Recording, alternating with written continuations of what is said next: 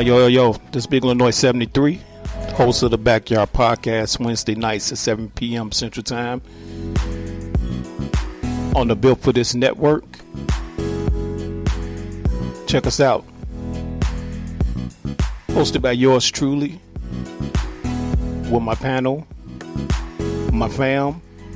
We got the sister Kim Webb, the brother Dre MC1, the brother Anuliel, and the brother H-Rap B. No topic is off limit. We laugh and joke. We get serious. Try to be informative. Check us out. Once again, that's the Backyard Podcast, Wednesday night, 7 p.m. Central Time. Let's go.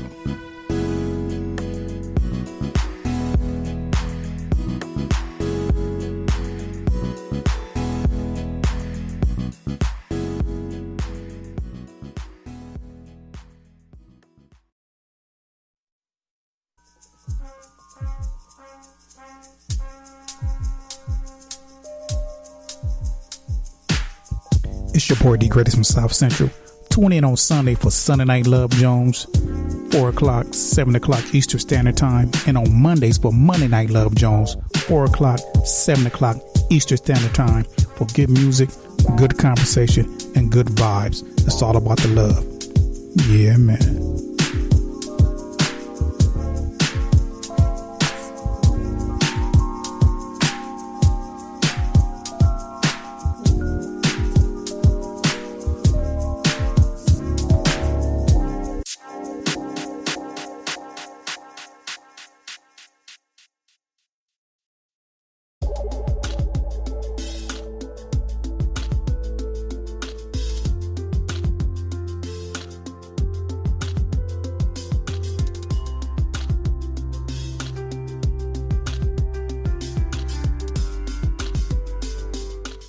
Before I get into the meat of this video, I first wanted to let you guys know that my gaming channel has officially launched. And if you're a big fan of Nintendo like I am, you might really like this new channel. Link to the channel is in the video's description and in the pinned comment. Ever since Michael Jordan shined in his NBA career, media and fans everywhere have been asking who would be the next Michael Jordan. Who would be the player who would rise above the rest of the league, take the game to new heights, and win championship after championship as the new face of the league. Eventually, Kobe Bryant became the man who took the title, and the comparisons were constant. But before the torch had been passed to Kobe, there was another player who held the torch and was referred to as the next Michael Jordan more often than anyone else. Grant Henry Hill, drafted in 1994 by the Detroit Pistons. He was a lengthy 6'8" small forward who had all the skills. He could handle the ball, he could rebound, he could facilitate with the best of them, and he was an efficient scorer, and a force when driving to the rim. He was so good that in a 1996 interview, he received Jordan's seal of approval. MJ was asked in that interview who he sees as the next Michael Jordan, the guy he would pass the torch to when he does inevitably retire. Michael said two players, Grant Hill and Penny Hardaway. In Hill's 1994-1995 rookie campaign, he had an immediate impact, and his revolutionary talent was clearly on display.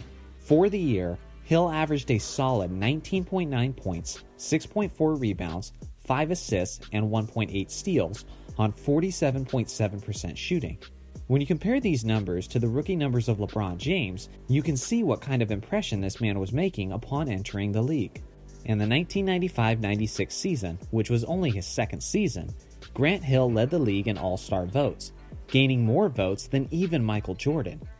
This was MJ, the greatest player of all time, in the middle of an MVP year and in the middle of his Bulls' historic 72-10 season. And yet Hill still received the most all-star votes that year. That should tell you the level of potential that we as fans recognized in Hill during the mid-90s. During that sophomore season, Hill averaged 20.2 points, 9.8 rebounds, 6.9 assists, and 1.3 steals per game. The following year, he improved those numbers, averaging 21.4 points, 9 rebounds, 7.3 assists, and 1.8 steals per game on 49.6% shooting, while also leading the league in triple-doubles. And again, this was only his third season in the league. It was clear to everyone that this man was on a trajectory to be one of the greatest players of all time. At the end of that 1996-97 season, Hill had finished third overall in the MVP voting, behind only Michael Jordan and Karl Malone. Hill was the first person since Larry Bird in the 80s to average over 20 points, over 9 rebounds, and over 7 assists in a season. That hadn't been done again until Russell Westbrook did it in the 2016-2017 season. As his career went on, Hill continued to dominate and lead his Pistons squad. Under his leadership and talent, the Pistons went from a terrible 20-win team to a 54-win team in just 3 seasons. By 1999, Hill was a respected force in the league and was carrying his Pistons. He had led his team in all 3 of these categories: points, rebounds, and assists in 3 seasons. The only other player in NBA history to lead his team in points, rebounds, and assists 3 times is Wilt Chamberlain. In the 1999-2000 season, Grant was having the best year of his career, averaging 25.8 points, 6.6 rebounds, and 5.2 assists on 49% shooting. He was only 27 years old and just starting to reach the prime of his career. And unfortunately, that's when it all came crashing down for Grant Hill. With only 3 games left in the regular season, Hill brutally sprained his ankle, in an injury that would essentially ruin his days as an elite-level player. His first 6 years in the league was one of the greatest starts to a career the NBA had ever seen, but he would never be the same after the injury. To give you even more evidence on just how special he was, after those first 6 seasons of his career before his ankle injury, he had a total of 9,393 points, 3,417 rebounds, and 2,720 assists. Oscar Robertson, Larry Bird, and LeBron James are the only 3 players in league history to eclipse these numbers after their first 6 seasons in the league. In the next 6 years of his career after his first ankle injury, he would have ongoing issues with the ankle and even had to have surgery. In those years, Hill missed a whopping 357 games out of a possible 492 games. He just couldn't stay on the floor. It wasn't until he was 35 years old in his 07-08 season that he finally regained his health and found a role on the Phoenix Suns. He was a decent role player for them, consistently averaging around 12 points a game, but his days as a superstar player were then just a distant memory. Essentially, Hill had only his first 6 years in the league to display his healthy talent before his progression was cut short and his career was basically ruined due to his ankle problems.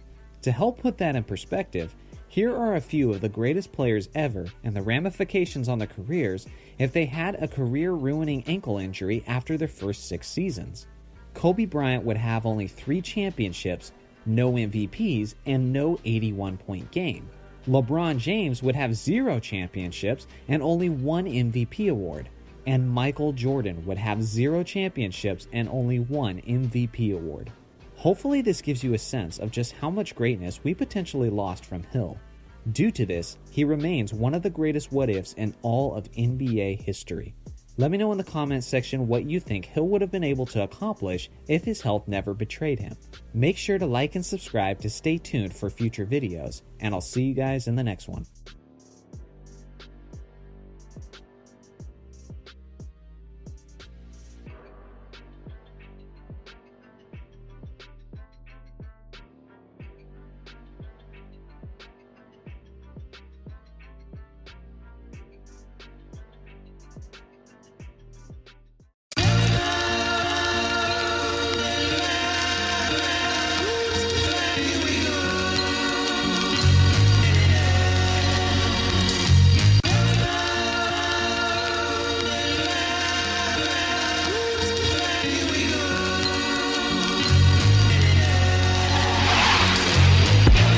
Yo, this is Afro, aka All Flows Reach Out, and you're listening to Built for This Network.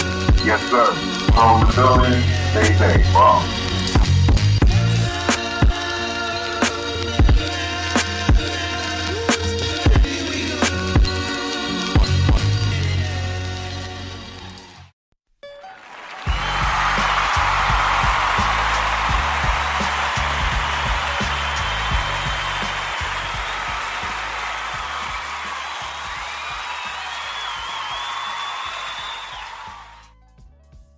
Good evening, family.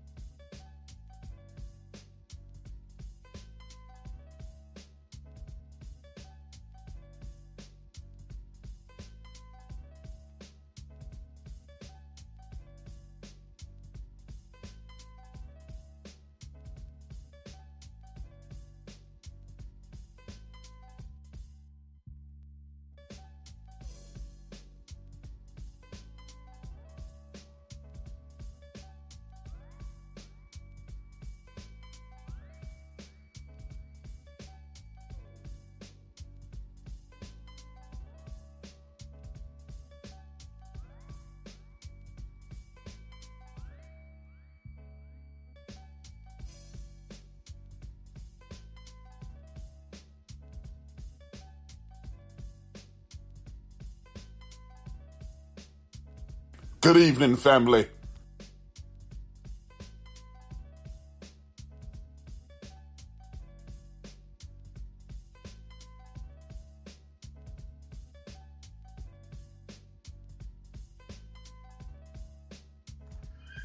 This is your man H-Rap-B coming at you live and direct. As you heard, good evening, family, 2 times already. Remember, you can always listen to the podcast on Spreaker.com, on Built For This Network, YouTube, Built For This Network Radio, Apple Podcasts, Deezer, Spotify, iHeartRadio, Google Podcasts, Castbox, Deezer, and Podcast Addict, or wherever you download your podcast from.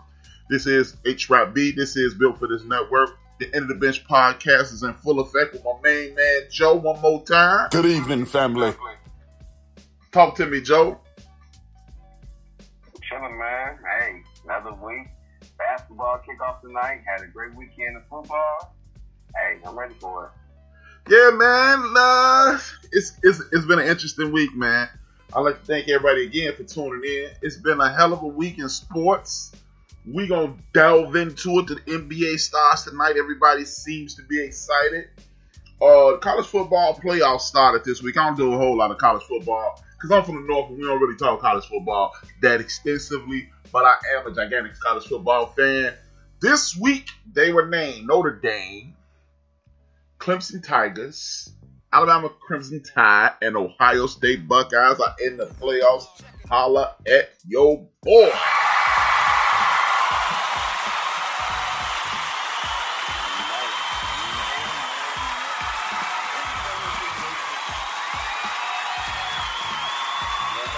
Yeah, the crowd was going a little wild, man. I don't know how to control it. Sometimes okay.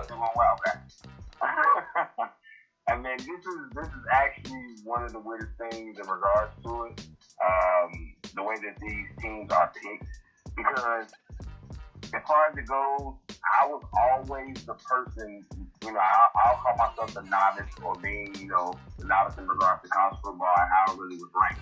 Mm-hmm. So I remember when I first started, really rocking with it, really rocking on college football, it was teams that was 4-1, 4-1 and stuff like that. But then it was like 5-0 teams, 6-0 teams, like, hey, why they not ahead of them? You told me, it's all about the power, conferences and stuff like that. But then, is that what happened with Ohio State? Because they just... I'm listening. I don't want to interrupt you. I mean, cause as far as it goes, if I'm wrong, cut me. I know if I'm wrong. Ohio State played 5 or 6 games? Yep. How many games did Alabama play?